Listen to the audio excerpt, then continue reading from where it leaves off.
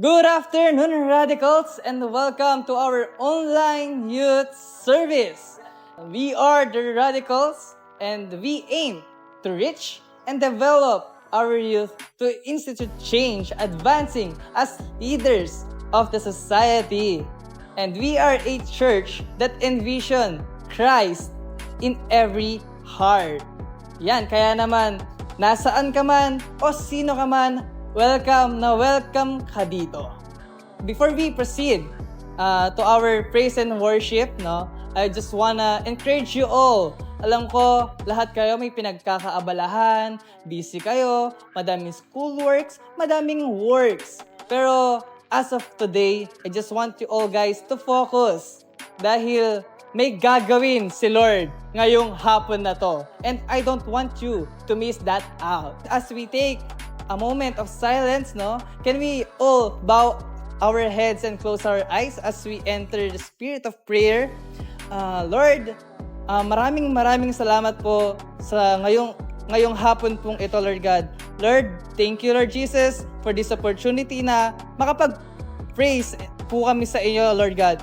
Lord, we just dedicate our life, our heart to you, Lord God, and we pray, Lord God, for your guidance and for your protection, Lord God.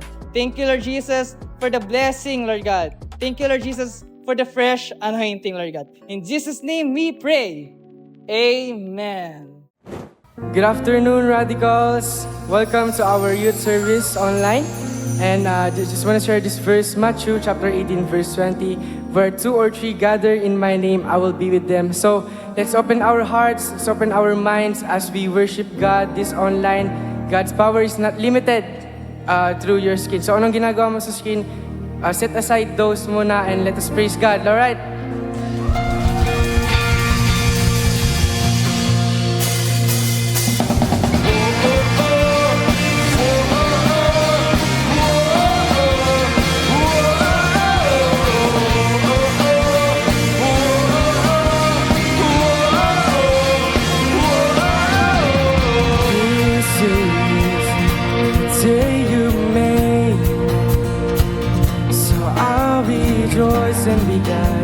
Rejoice and be glad in it. This is where I believe that you are more than enough for me. You are faithful to your promise. You are strong when I am weak. When I'm standing in your presence, I have everything I need. The joy of the Lord, the joy of the Lord is my strength. It's more than a feeling. The joy of the Lord, the joy of the Lord is my strength. Oh my soul, bless His name. All that is within me say, the joy of the Lord, the joy of the Lord is my strength.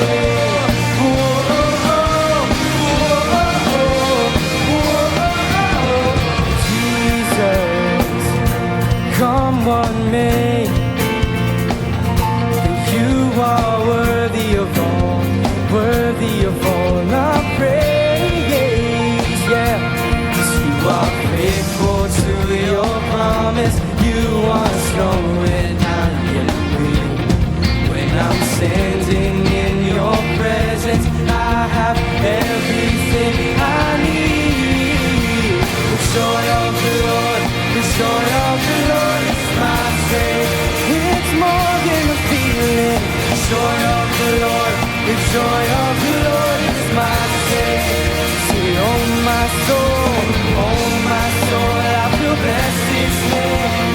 All that is within me say, the joy of the Lord, the joy of the Lord is my strength.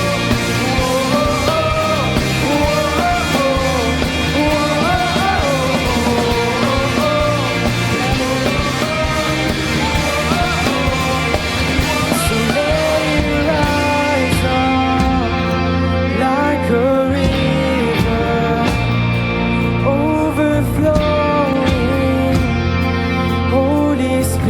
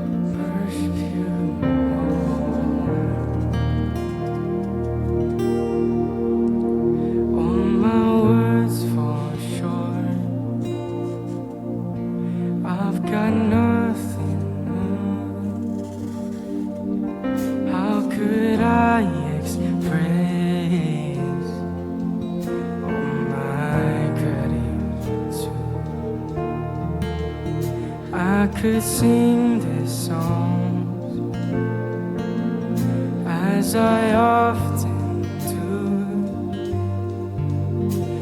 Every song must end, and you never do. So I throw up my hands and praise you again and again. 'Cause all that I have is a hallelujah, hallelujah.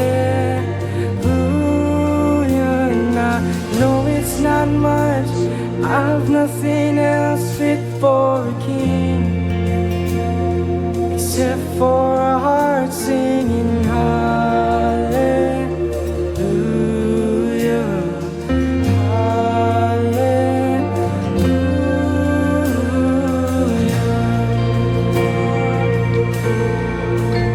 I've got one of these thorns, yes. I've got just one move with my arms stretched wide. I will worship you. So I throw up my hands, praise you again and again. 'Cause all that I have is a hallelujah, hallelujah. And I know it's not much, but I've nothing else fit for me except for a heart singing hallelujah, hallelujah. So I throw up my hands and praise you again and again. 'Cause all that I have is a hallelujah, hallelujah. And I know it's not much, but I've nothing else fit for me except for a heart singing hallelujah, hallelujah. So I throw up my hands and praise you again and again. 'Cause all that I have is a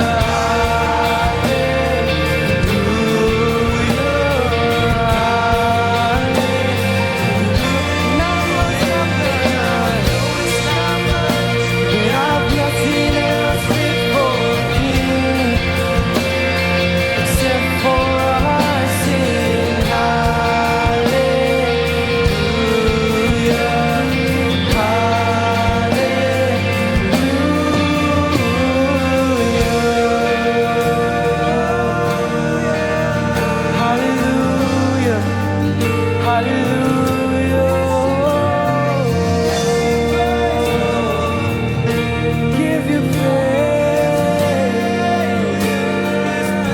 as we sing. Come on, my soul, oh, don't you get shy of me. Lift up your song, 'cause you've got a lion inside of those lungs. Get up and praise the Lord.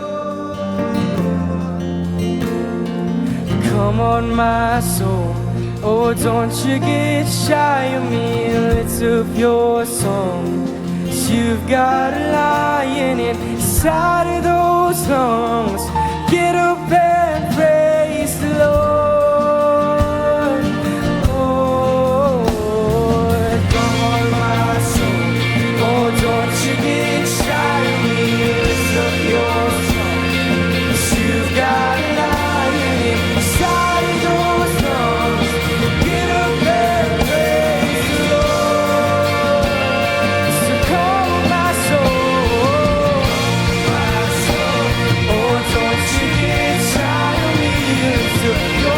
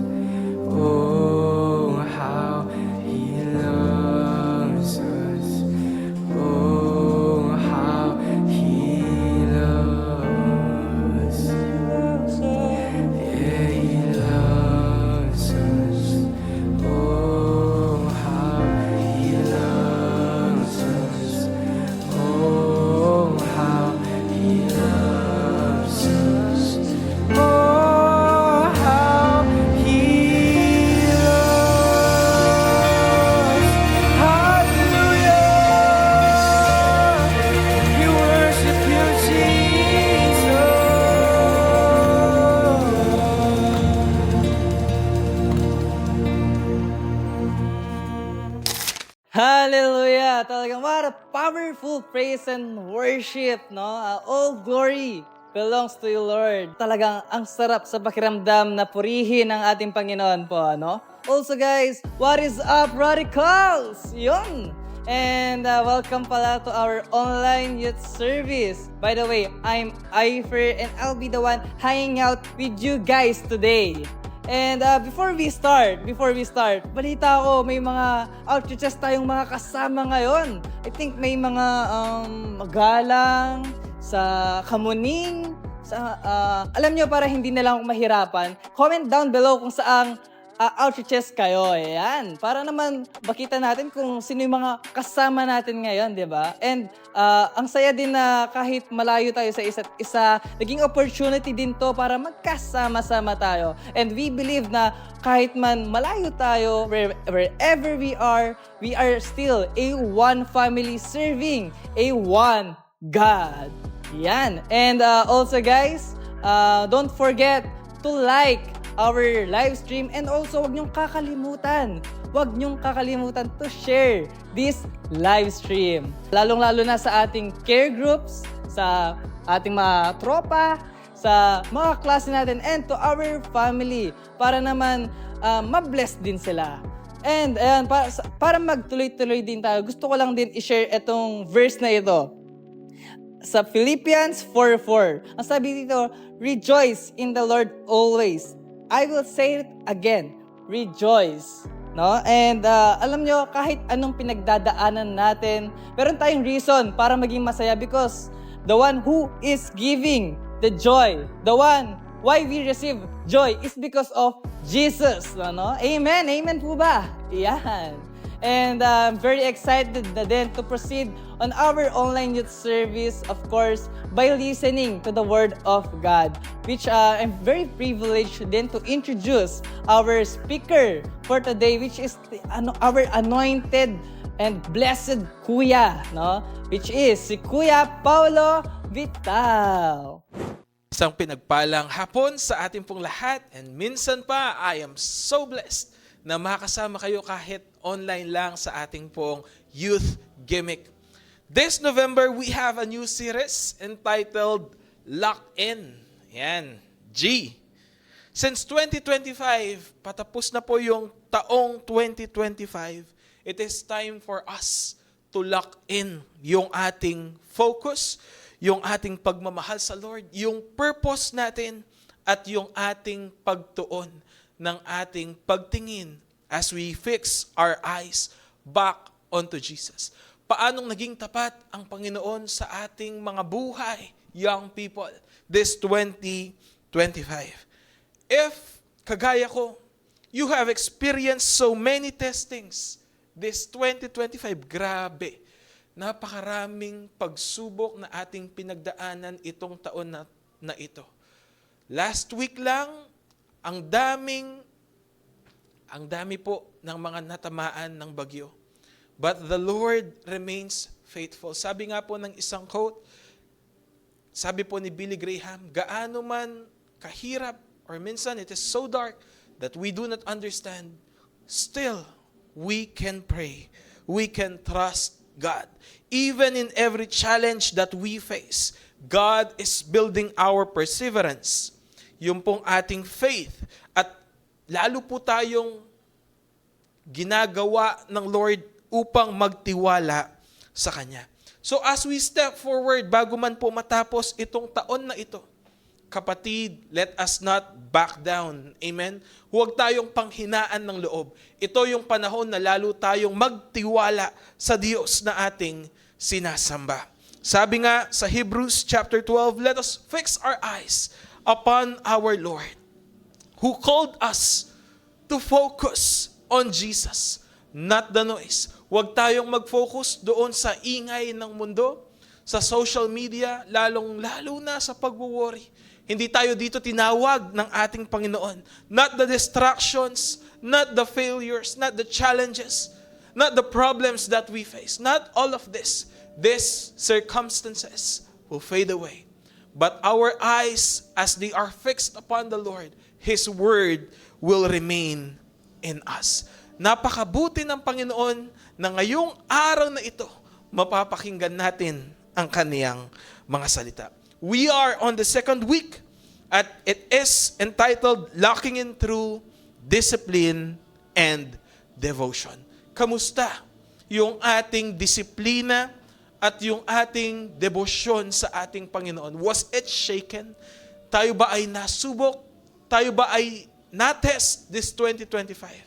The Lord is calling us to lock in this year. Bago matapos itong taon na ito, we should be deeply rooted unto our God. Amen? Kaya po, even when it's hard, ito yung dapat natin gawin. We need to choose faithfulness, for we serve a faithful God. We will build our consistency, our discipline, our growth. Now is the time to lock in. God is calling us to refocus, to strengthen our foundation, and to grow in consistency. Yan yung ating titignan ngayong hapon na ito as we build strong spiritual habits because we will be ready for the greater things God is preparing for us. Pakisulat po sa ating comment section na God is preparing you for greater things. Yan po ang ating pag-uusapan ngayong hapon na ito.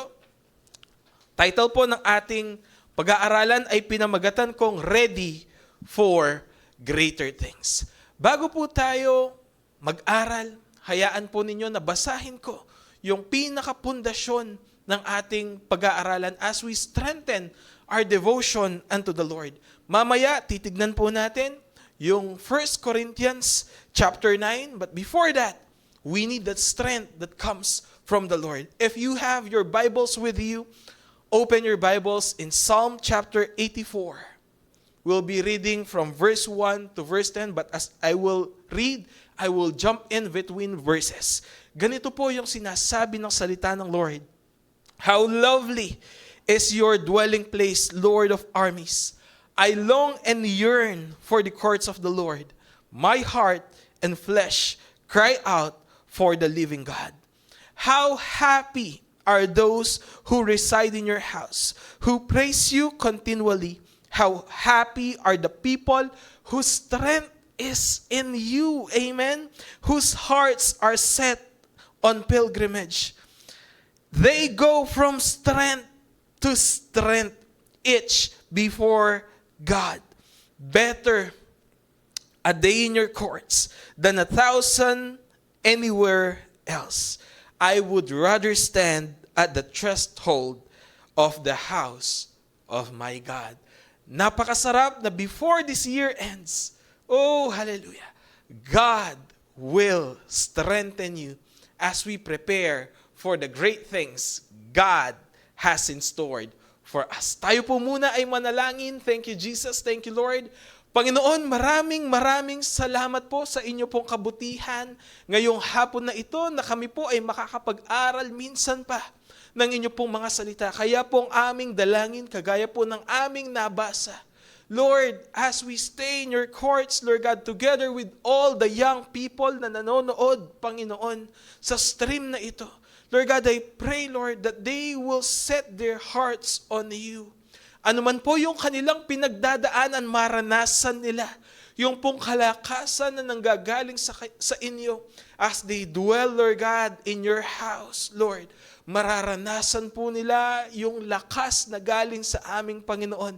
Na bago po matapos ang taon na ito, Lord God, each one of us, Lord God, will experience, Lord God, yung pong lakas na nanggagaling po sa inyo.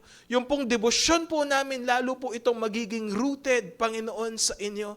And Lord, as we fix our eyes on you, Lord, kami po ay makakasunod sa lahat ng mabubuting bagay na inyo pong inilaan sa bawat isa po sa amin. Kaya ang aming dalangin ngayong hapon na ito, madakila ka at mapurihan. Salamat po, minsan pa po naming binabalik sa inyo ang lahat ng papuri, parangal at pagsamba sa tanging pangalan ng aming Panginoong Yesus. Tayo pong lahat ay mag-type ng Amen. So ready for greater things. Pakitype po sa ating comment section, nakahanda ka ba sa mga matitinding gagawin ng Panginoon sa buhay mo? In 1 Corinthians chapter 9 verse 24 to 27. Again, please open your Bibles in 1 Corinthians chapter 9 verse 24 to 27. Ganito po yung sinasabi ng salita ng Panginoon sa English Standard Version. Verse 24. Do you not know that in a race all the runners run, but only one receives the prize? So, run that you may obtain it. Every athlete exercises self-control in all things. They do it to receive a perishable wreath, but we an imperishable. So I do not run aimlessly. I do not box as one beating the air. But this is what I do, sabi po ni Apostol Pablo. I discipline my body and keep it under control, lest after preaching to others, I myself should be disqualified. God bless the reading of His Word. Sa ating pong binasa, di po ba? Sabi po, do you not know that in a race, all the runners run? Sa ating pong buhay bilang Kristiyano, there is a race marked before us. Meron pong takbuhin na inilagay ang Panginoon sa bawat isa po sa atin. Pero hindi po dito importante yung mabilis ka.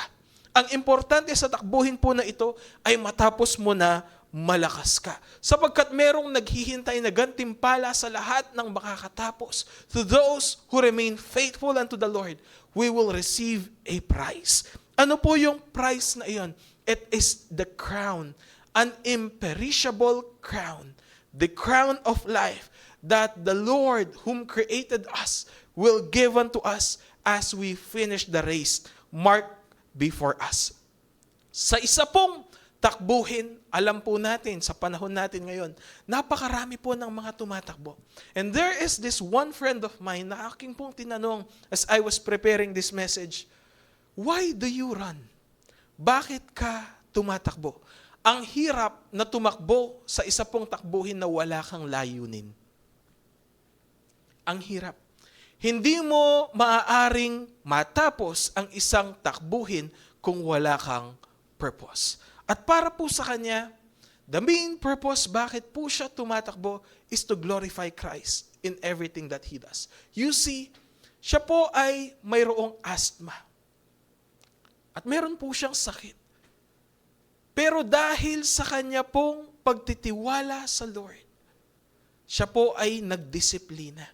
He disciplined himself. Kagaya po ng ating mga kakilala, they discipline their bodies so they can receive something, an award that they wanted to claim. He ran a 42-kilometer marathon, a half marathon. Kung daw pong ito ay susumahin yung layo nito para daw pong Subic to Pampanga, ganun kalayo, grabe. Sabi po niya, it takes a superhuman.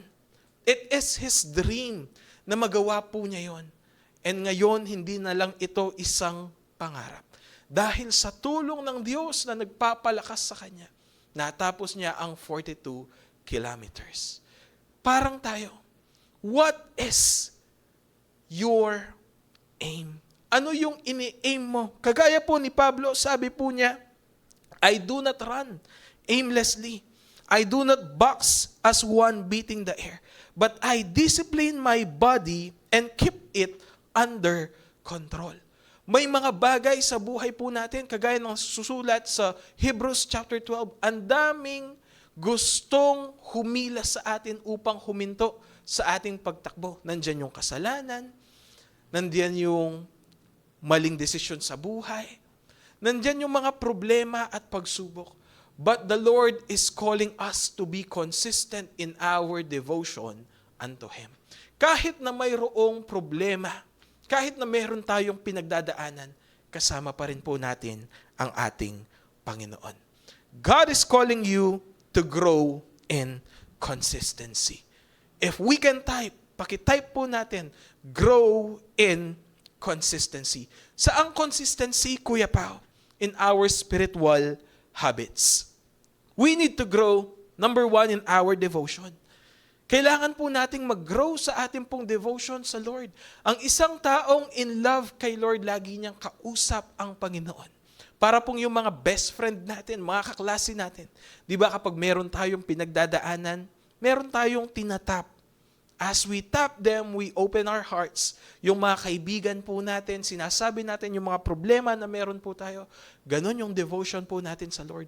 As we read the word of the Lord in the morning, paggising natin, we were empowered.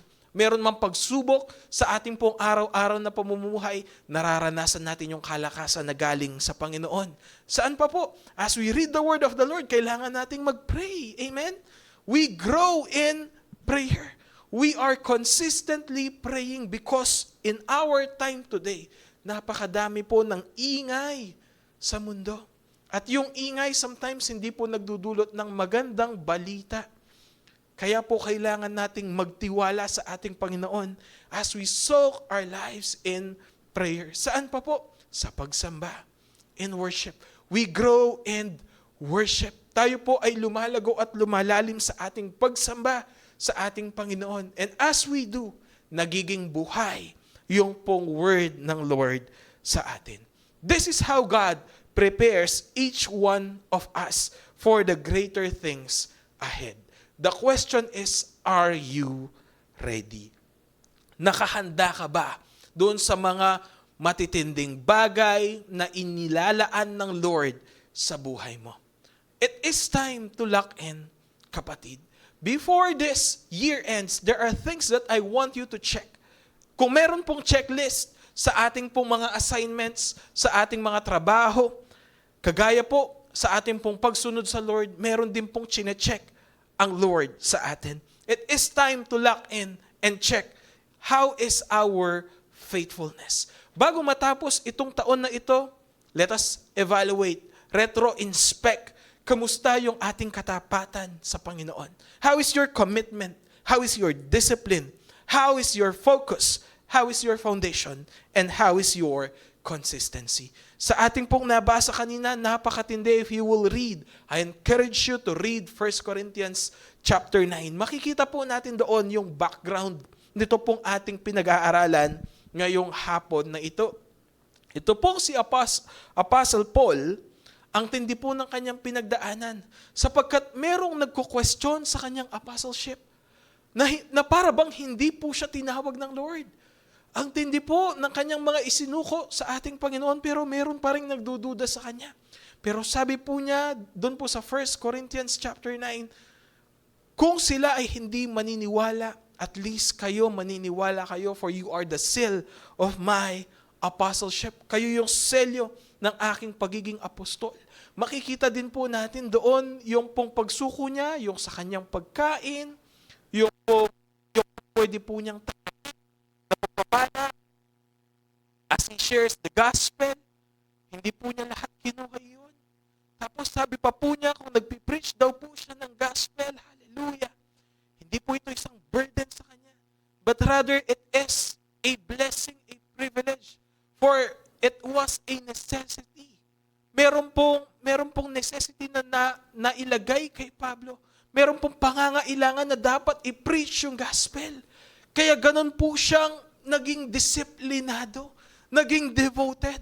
And mind you, sa kakunting panahon na win po niya yung buong Asia for the glory of God. All for the sake of the gospel. Winin niya. Sabi po doon, to the Jews, he became a Jew. To the Greek, he became a Greek. Maging yung mga barbarians, yung mga hindi po nakapag-aral, he made himself low so he can win a few just for the sake of the gospel. So sa pagsunod sa ating pong Panginoon, meron talagang mga bagay na dapat po nating isuko. Hindi lamang yung worry, hindi lamang yung anxiety, hindi lamang yung problema, pati yung ating buhay, kailangan po nating isuko sa ating Panginoon. Sabi po, so they will not hinder the spread of the good news of Christ. Kaya niya isinuko yung mga privileges na meron si Apostle Paul. tayo bilang tagasunod ng Panginoon, ano na yung mga isinuko natin para sa Kanya. Young people, I encourage you that as you have the strength and the time, oh hallelujah, surrender it before the Lord. And God will make you fruitful as you ready for the greater things God has entrusted unto you. In 1 Corinthians chapter 9 verse 16, sabi po doon, "For if I merely preach the gospel," kung ito ay binabahagi ko lang, "I have nothing to boast, sapagkat ito yung magandang balita na aking tinanggap mula sa Panginoon. For I am compelled," that is absolutely obligated to do it. Talagang obligado po siyang ibahagi yung pong magandang balita. Kagaya po, hallelujah, praise the Lord, sa ating pong mga kapatid, sa ating pong kapatiran sa CIY Bulaon recently. They have won napakarami pong young people. Palakpakan po natin ng Lord. Napakarami po ng kanilang nawinas. I look unto it na bless po ako. Nagamit po ang anak po ng ating pong pastor, si Kuya EJ. Shout out po kay Kuya EJ.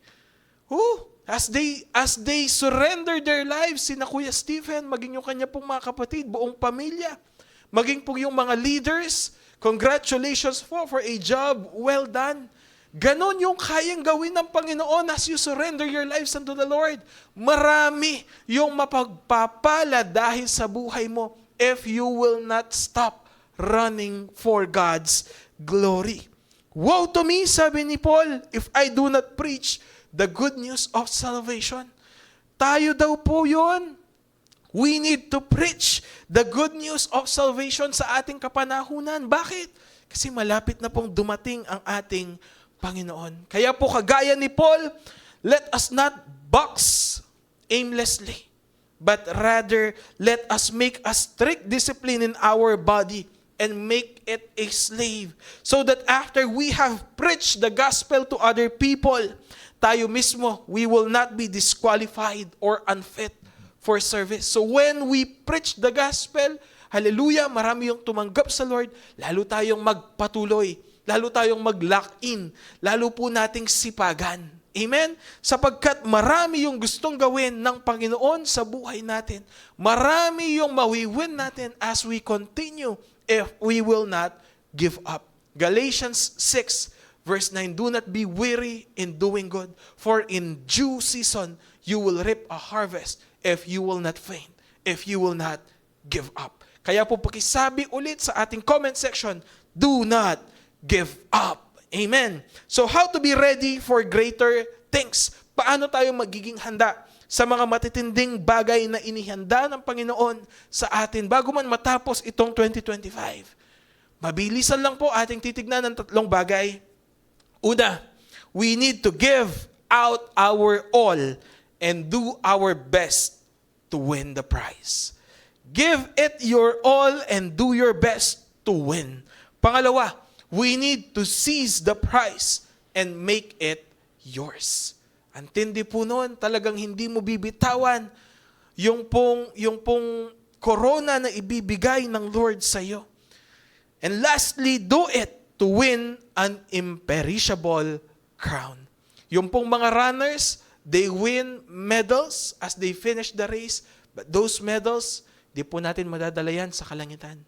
Ang madadala po natin yung mga kaluluwa, yung pong kabutihan ng Diyos at yung buhay na walang hanggan na inihanda po niya sa bawat isa sa atin. So una po nating titignan, how to be ready for greater things. Number 1, give it your all and do your best to win. Did we give our all in finishing this year? Binigay mo na ba ang lahat? Kaya po yung lock-in talagang todo na to. Bago matapos itong taon, sabi po, do your best. Pakitype po ulit sa ating comment section, do your best. Bakit? Because God believes in you. Nagtitiwala ang Panginoon sa iyo. Ganoon kanya kamahal. Hindi niya tinitignan yung mga pagkakamali mo. Hindi niya tinitignan yung mga pagkukulang mo. But the Lord wants you to give your best. Not only for Him, but so that you will grow. Para lalo kang lumago. I believe marami yung challenges na meron ka as a young people. But you are victorious in Christ. You are a winner. Sabi po ng verse 24, do you not know that in a race, all the runners run? So marami talaga yung mga kasama nating tumatakbo. Pero isa lang po yung nakakakuha ng premyo. So, run that you may obtain it. You give your best to win for Jesus. Para pong yung mga kapatid natin, yung mga young people na dapat po nating i-win, if they stop running in the middle of the race, kung sila po ay nag-backslide, let us give our all to win them. Dalhin natin sila pabalik sa Lord. Akayin po natin silang muli. Let us give our best as we win people for Christ. There will come a time that we will be tired running. Tayo mismo, mapapagod sa pagsunod. Even if we are giving our best, sometimes talagang kailangan po natin yung lakas na galing sa Panginoon. And that is how we win. There is this one story about running, since ito po yung ating pinaka-topic. Ito pong taong ito, if not mistaken, he was a Kenyan. His name is Kipruto. Nakalimutan ko lang po yung first name niya. So they were running a race. Sila po ay tumatakbo. And as they were running a race, di po ba kapag pinaglalaban ang isa pong runner, lalo na kung bansa mo yung iyong nire-represent, you will give your best to win. But accidentally, nagkaroon po ng isang major problem. Habang siya po ay tumatakbo, nakikipag-race, nasa pangatlo po siya, kalagitnaan, na malapit nang matapos yung race, natanggal po yung kanyang sapatos. And did you know that the announcers thought, akala po nila, susuko na po siya sapagkat natanggal yung isa po niyang sapatos. If you are a runner, ang hirap po noon na tumakbo ka na wala kang isang sapatos. Magkakaroon ka ng paltos, di po ba masusugat yung paa mo? Kaya po akala nila susuko na siya. But, ito po yung secret po niya. Dahil po siya ay mahirap lamang, wala po siyang pambili ng sapatos. Hallelujah. Siya pa rin po ay mayroong sigasig na tumakbo. So he practiced behind the scenes kahit wala po siyang sapatos. And by that practice, the strict discipline that he did, oh, hallelujah. Yun po yung naging key advantage po niya. Nung wala na siyang isang sapatos, talagang tinakbo po niya ng tinakbo yung kanyang mabilis. And for just a fraction of seconds, nauna po siya doon sa world champion. And he won. Nanalo po siya. Ganoon po yung pagtakbo natin sa ating buhay. Sometimes, parang pong yung doon sa kwento, totoo po ito, true story. I'll just paste it sa ating pong online when I have the chance. Sa ating buhay, there will come a time na para bang ang hirap kasi wala tayong isang sapatos. Para bang ang hirap ng tumakbo kasi meron na tayong rason para huminto. But this is what the Lord is calling us this afternoon. Give it your all. Ibigay mo yung lahat ng mayroon ka. Huwag kang sumuko. Meron ka mang pinagdadaanan ngayong oras na ito, kasama mo ang ating Panginoon. Meron siya mga matitinding bagay na inihanda sa buhay mo. Kaya huwag kang susuko. Give it your all, you will win. Mananalo ka, magtatagumpay ka, sapagkat ang lakas ay hindi galing sa iyo. Galing sa Diyos. Palakpakan po natin ang Panginoon. Thank you, Jesus. Thank you, Lord. Number 2, we need to seize the prize and make it ours. When you seize something, kapag sinabing seize, hindi mo bibitawan. Talagang yayakapin mo ng matindi and make it yours. Sabi po ng verse 24b, do you not know that in a race all runners run, but only one receives the prize? So, run that you may obtain it. In the book of Genesis, naalala ko po yung kwento, thank you Jesus, yung kwento po ni Jacob. Jacob was a slanderer. Siya po ay magnanakaw, di po ba kinukuha po niya yung hindi sa kanya? Tapos nang siya po ay pagpapalain ng kanyang tatay, tinanong po siya, ano yung pangalan mo? Sabi po niya, Iso. Siya po ay nagsinungaling. Kaya po as time passes by, nang magalit po yung kanya pong kapatid, di po ba? Siya po ay nagpakalayo-layo, but the Lord still bless Jacob. Jacob pa rin po yung kanyang pangalan.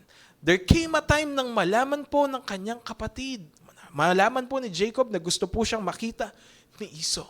Siya po ay natakot. Sapagkat alam niya meron siyang matinding ginawang kasalanan sa kanyang kapatid. Ano po yun?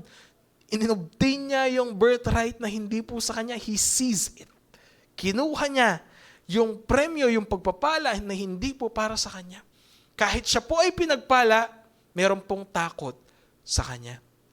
There came a time that Jacob wrestled with God. Siya po ay nakipagbuno sa anghel ng Diyos. At nang siya po ay makipagbuno sa anghel ng Diyos, mind you, mula gabi, balisa siya. Nakatagpo po niya yung anghel. Pagkatapos meron po siyang gustong hingiin sa anghel. Yun po yung pagpapala. We know the words of Jacob na kanya pong sinabi, I will not let you go. That is seizing the prize. Yung nakikipagbuno ka hanggat hindi mo nakukuha yung pagpapala na inihanda ng Panginoon sa buhay mo. Bago matapos itong taon na ito, ano yung pinapakipagbuno mo sa Panginoon na ayaw mong bitawan hanggat hindi mo ito nakikita, hanggat hindi ka nagtatagumpay? We need to make the blessings that God has in store be in us. It is yours. Kailangan mo lang itong kunin. Kailangan mo lang itong hingiin sa ating Panginoon. And we know the story. Sabi po ng Diyos, bitawan mo ako sapagkat magbubukang liwayway na. Sabi ni Jacob, no, I will not let you go until you bless me. And then, hinawakan po siya sa kanya pong hip. Ito po ay napilay. Still, ayaw po niyang isuko. Ayaw niyang bitawan. At tinanong po siya, ano ang pangalan mo?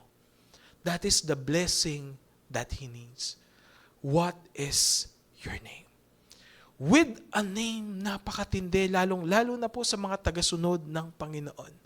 Sapagkat kilala ka ng Diyos bago ka pa isinilang. Who are you? What is your name? What is your identity in Christ? Alam mo ba kung sino ka sa harapan ng Diyos? Ang hirap, kagaya po ng sinabi ko kanina, na hindi mo kilala kung sino ka sa harapan ng Panginoon. Maybe the Lord is telling you, this afternoon, the Lord is speaking to you, go back to who you are in Christ. Sapagkat ang Panginoon, kilala ka niya. Ang matindi na dito, kilala mo ba kung sino ka sa harapan ng ating Panginoon? Going back to the story, Jacob, sabi po niya, from now on, you will no longer be called Jacob, but Israel. Oh, hallelujah. For you have fought with God and man, and you have prevailed. Ikaw ay isang mananagumpay. That is who you are in Christ. You are more than conqueror, for God loves you. You are a new person in Christ. Iwan mo na yung dati mong pamumuhay. Mabuhay ka kung sino ka sa ating Panginoon. You are a child of God. You are a servant of the living God. You are a friend of God. Dito po tayo magtatapos, panghuli, how to be ready for the greater things that God has prepared for us. Do it. Pakitype po iyan. Just do it. do it to win an imperishable crown. Verse 25, every athlete exercises self-control in all things. Sa Amplified po, goes into training and competes in the games, is disciplined and exercises self-control in all things. They do this to receive a perishable wreath. Di po ba yung parang dahon lamang yung inilalagay po sa kanila, at ito po ay nasisira. Ito po ay nalulusaw.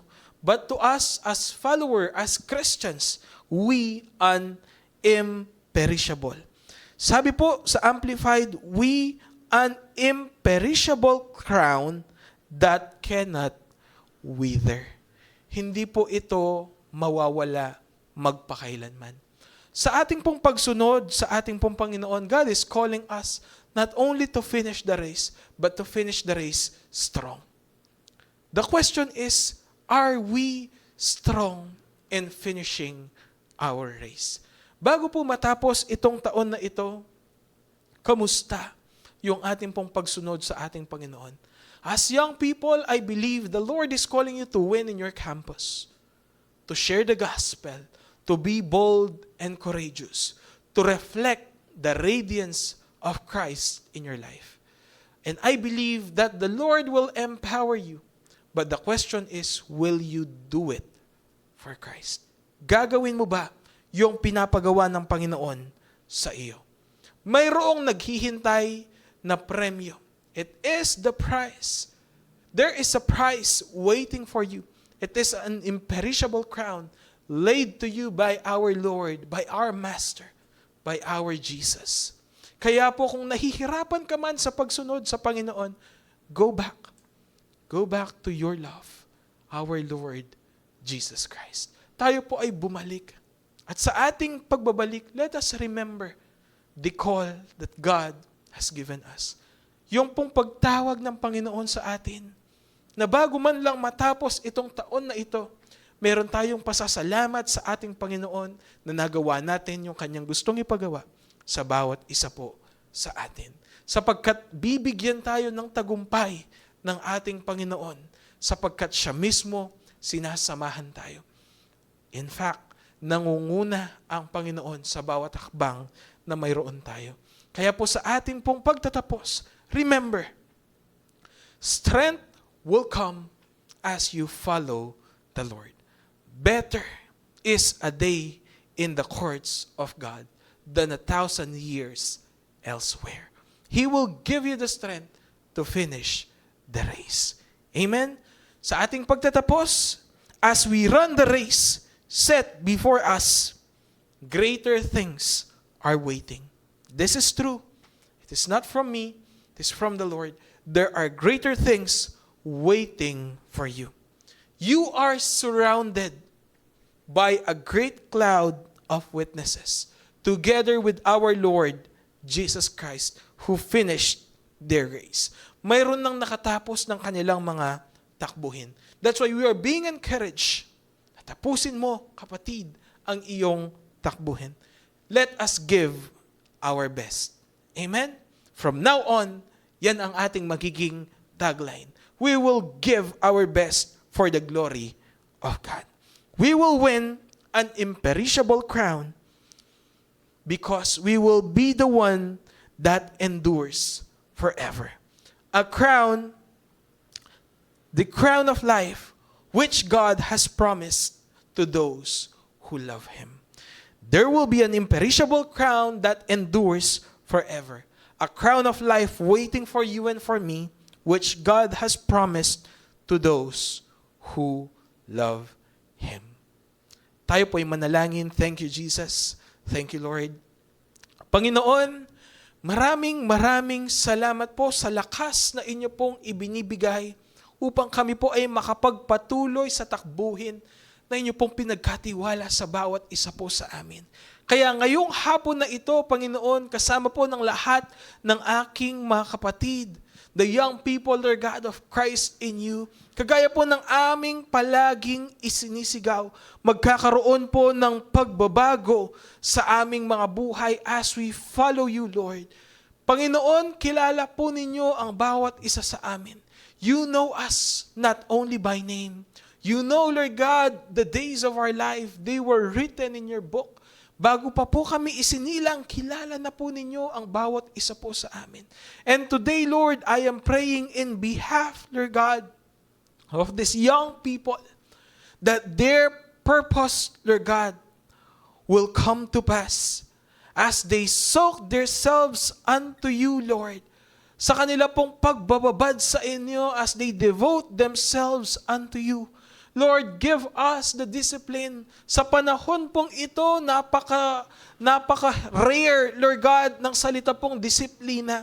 That's why I pray, Lord God, that we will be rooted in you. Bawat araw po ng aming mga buhay, kami po ay susunod sa aming Panginoon. Lord God, we will pray like never before, Lord. We will read your word, O God. We will soak into your presence, Lord, like never before.